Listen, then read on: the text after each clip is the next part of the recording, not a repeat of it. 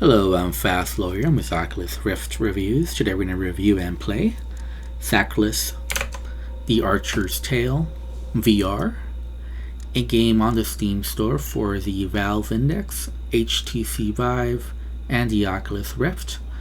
It normally retails for $19.99. It's currently on sale for $11.99. I actually bought this game in the Steam Summer Sale 2018 for $12.99, so it's $1 cheaper this time around during the summer sale. This is one of my favorite games in VR. I'm not sure it would make my top 10 list, but if not, it would be very close. At least it would be honorable mention. This is still one of my favorite VR games. It's definitely one of my favorite bow and arrow games. I would say it probably is my most fun bow and arrow game in VR, and that includes competition from In Death, Twisted Arrow, so many other games I could mention. The bow and arrow category in VR is very competitive. There's lots of good bow and arrow games in VR. As you know, it almost feels like bow and arrow games are made for VR. Just because you get to notch the arrow, you get to draw on the bow, and you get the first person view. Now this game's a little bit different because you actually have like a godlike view over the action. So instead of being first person and looking at stuff directly, which you do, but you're not really concerned about yourself, you're really concerned about your friends on screen.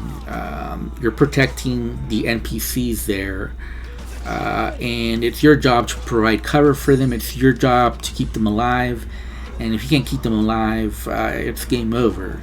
So the focus is really on that, and you get multiple views. Basically, it's third. Even though you're in first person, it's third person action, if that makes any sense. Yes, you're in first person view shooting the arrow, I get that. But you're really third person as far as where the action is occurring. And you can see all the teleport points, you get different vantage points, and one of the strategies in this game is just choosing the best vantage point. It's very easy to teleport, no problem. There's usually lots of enemies on screen, so you got to be really quick in your decision making. There's power-ups that drop, and headshots are rewarded in this game, so it's very important to get those headshots. Along with the headshots are the special arrows, and as you level up in this game, you'll get access to new magical arrows, and there's quite a selection, so there's reason to do different playthroughs besides the normal and hard difficulties. Now this is normal difficulty. I found the normal difficulty to be very challenging, and I died several times. So I didn't exactly want to do the hard difficulty because I'm just not that good.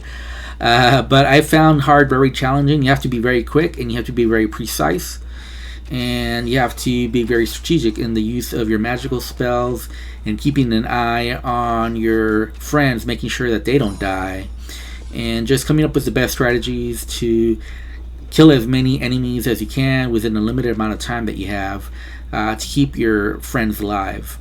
There are actually really good cinematic cutscenes in this game, and there's actually a pretty epic dragon flight at the end. So if you beat the game, you actually get to ride on a dragon as you see the credits, which I thought was pretty cool.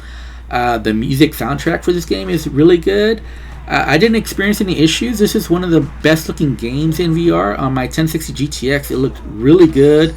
It ran without any issues for me at all. This is on the highest quality, no problems whatsoever, even with lots of enemies on screen. As far as I'm concerned, this is a super polished game. I didn't experience any issues that I can really tell you about. Sometimes it felt like maybe I had hit a target but I missed, but that happened very rarely, and more than likely it was just me missing it and just not being on target. Not only do you have to be precise and quick, you also cannot hurt your friends. So friendly fire is on. So you got to be careful to not hit your friends. You can kill them. You can also kill your elephant here, so you got to be mindful of your elephant, not hit its head, not hit its ears. which can get in the way.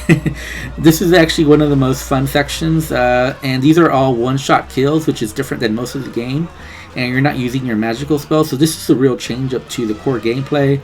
But I wanted to show it because I thought it was pretty hilarious and pretty fun, and also pretty difficult.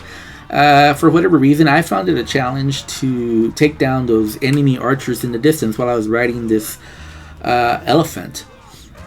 There's a nice variety of enemies. As you can see, some of them are shielded, some of them have armor in certain areas, so you have to hit them in their weak spots.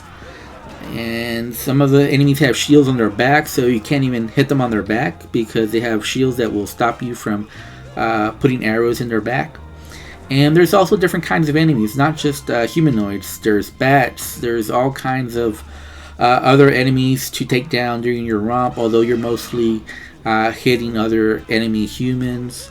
For me, the enemy cutscenes are although they're very short, are some of the best in VR.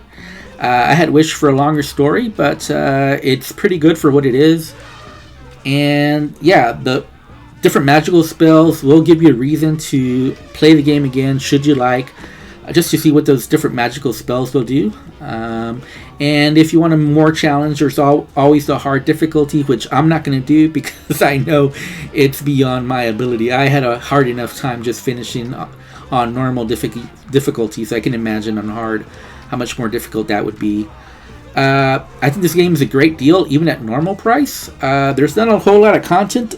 I did finish the game in about 2.5 hours, and that will depend on your skill level. If you're really skilled on normal, you could probably beat the game in under 2 hours. But if you're not real skilled like me, it'd probably take you at least 2.5 hours, if not longer than that.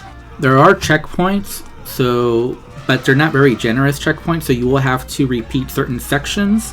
All in all, I'm going to give this game an 8 out of 10. While I do love it, it is pretty short on content.